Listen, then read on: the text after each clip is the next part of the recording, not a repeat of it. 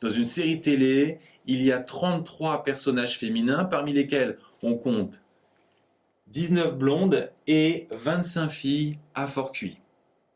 Première question, est-ce que c'est possible et pourquoi? On peut penser qu'il y a un problème puisque 19 plus 25, ça fait 44 qui dépasse 33. Mais il se peut que certaines filles blondes aient un fort QI, donc c'est bien possible. Et c'est bien, cette série va contre certains clichés. On apprend un peu plus tard dans la série qu'il y a 13 filles blondes à fort QI et on nous demande de construire un diagramme de Venn de la situation. On commence par tracer un premier ensemble à l'intérieur duquel on fait deux ensembles plus petits qui se coupent. On sait qu'il y a en tout 33 personnages. Les blondes sont 19. À fort QI, elles sont 25. Et il y a 13 blondes qui ont un haut QI qu'on place ici.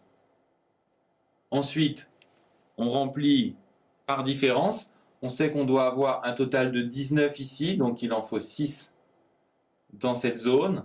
Ensuite, de même ici, il en faut 12.